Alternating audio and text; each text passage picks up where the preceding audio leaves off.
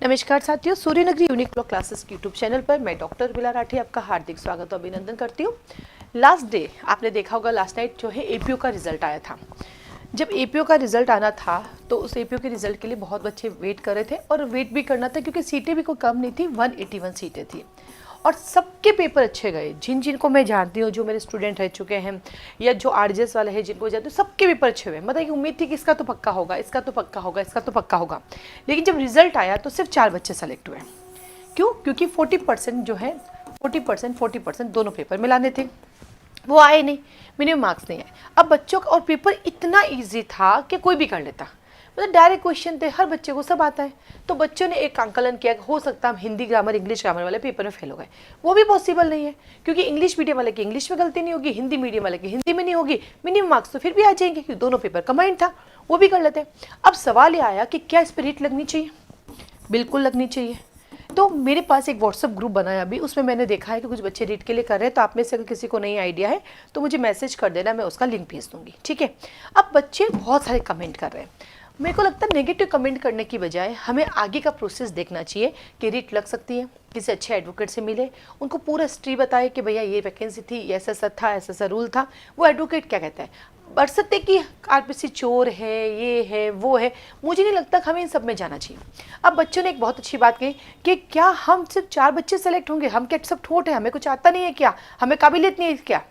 ये बात भी मैंने बोली थी जब 6 महीने पहले, तब तो किसी ने मुझे सपोर्ट नहीं किया। कैसे बोली? आइए, आप कह रहे कि साहब 181 सीटें थी हमारी और हम लगभग 2700 बच्चों ने एग्जाम दिया और 2700 बच्चों में से सिर्फ 4 बच्चे कैसे पास हुए कि 4 को ही सब आता था, बाकी सबको नहीं। और सीटें 181।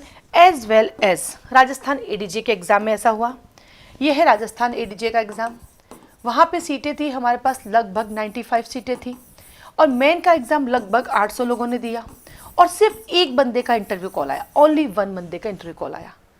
वहीं पर हमारे पास क्राइटेरिया होता है कि आपको 45, 45, 45 और 36 नंबर लाने हैं for the purpose of interview call 171।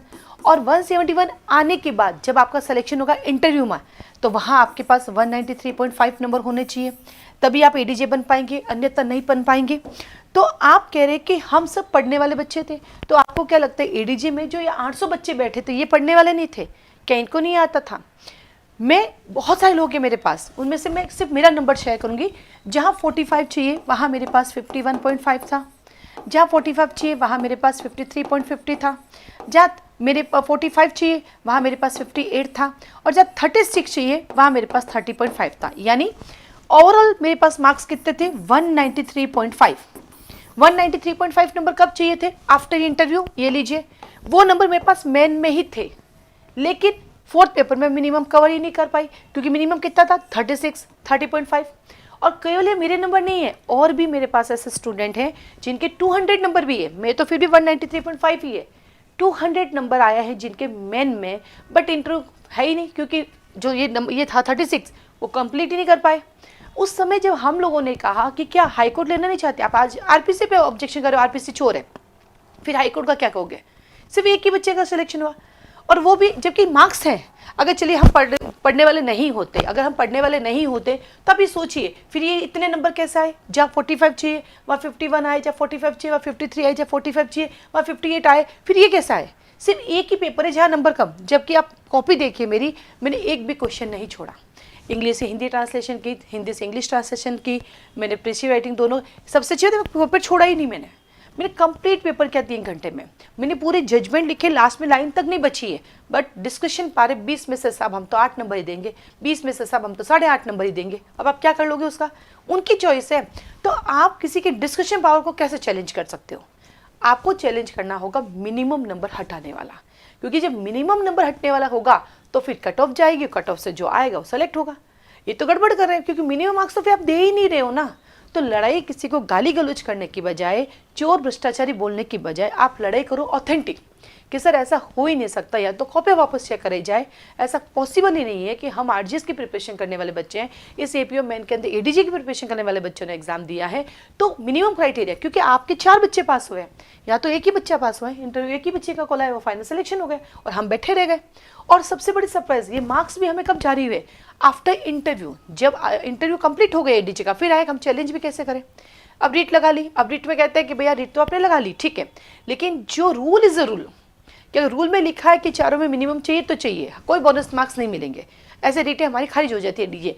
ठीक वैसे एपीओ के एग्जाम है, तो मैं ये कहती हूँ कि रीट लगानी चाहिए, बट रीट के लिए क्या करना चाहिए, किस पॉइंट ऑफ व्यू से रीट लगाओगे, क्या क्राइटेरिया होगा जिसकी वजह से आपकी कॉपी दोबारा चेक होगी या नहीं होगी। तो गाली गलौज करने की बजाय, किसी पे ब्लेम करने की बजाय, बेकार कमेंट करने की बजाय आप स्ट्रेटजी बनाओ, एक अच्छे एडवोकेट से मिलो, सीनियर एडवोकेट है उससे पूछो सर ये था, ऐसा रिजल्ट आया, क्या पॉसिबल है, क्योंकि इन दिनों आरपीसी के जितने भी आ रहे रिजल्ट, सब में मिनिमम मार्क्स की वजह से सीटें फुल हो ही नहीं रही है, कहीं पर भी नहीं हो रही है। अब ये भी बताओ कि एपीओ का जो पहली बार पैटर्न चेंज हुआ, हर बार प्री होता है देन इंटरव्यू होता है, इस बार इंटरव्यू हटा दिया, प्री प्लस मेन पे क्राइटेरिया कर दिया। तो उस पॉजिटिव वे में जाइए, पॉजिटिव वे में अपनी स्ट्रेटेजी प्लान किए, और इस दौरान रीट के दौरान मेरी जो भी मदद चाहिए मैं आपके साथ हूँ, और जिसको भी इस ग्रुप में जुड़ना वो जुड़ सकते हैं, क्योंकि हम लोगों ने भी एडीजी के लिए रीट लगाई है। अब वो रीट साल भर चलेगी, 1.5 साल चलेगी, 2 साल चलेगी, 2.5 साल, हमें नहीं पता है, हमने बस रीट लगा लिए कि होगा जो देखा जाएगा। तो आपके पास भी समय है, आप समय रहते, क्योंकि हमने रीट लगाई हमारे लिए कि भैया हमारे पास ऑलरेडी जो है आफ्टर इंटरव्यू के नंबर हमारे पास हैं, तो हमें कोई रिलीफ मिलना चाहिए, जो भी XYZ है। आपके तो दिक्कत ये है कि भैया अभी नंबर ही नहीं मिले आप लोगों को, और सेकंड अगर सिलेक्शन से 4 हो तो बाकी का कैसे, तो उसके लिए 100% लगानी चाहिए। लेकिन रीट में पॉइंट क्या रखना है उस पर स्ट्रेटजी कीजिए, बरसते कि हम होशियार नहीं है, हमें नहीं आता, क्या हमने आरजीएस इंटरव्यू दिया, हम तो सब कुछ कर सकते हैं। अरे भैया आरजीएस इंटरव्यू दिया ना, पिछली बार जिन बच्चों ने आरजीएस इंटरव्यू दिया था 2024 में, इस बार उनका 2025 में आरजीएस प्री क्लियर नहीं हुआ। तो समय एक जैसा नहीं रहता है, परिस्थितियाँ एक जैसी नहीं रहती हैं, माइंड हमेशा एक जैसा नहीं रहता है। तो हम पहले क्या हुआ अब हम क्या करेंगे, नहीं, हम तो भारतीय साक्ष्य अधिनियम पढ़ते हैं। भारतीय साक्ष्य अधिनियम सेक्शन 6 क्या कहता है, your conduct, your motive, your preparation. तो उस पर देखो ना, हम लॉ वाले बच्चों के क्या ऐसे गाली गलौज कर रहे हैं, ऐसे घटिया वर्ड्स यूज़ करते हैं। मेरे व्हाट्सअप यूट्यूब पे इतने अजीब अजीब कमेंट लिख रहे हैं।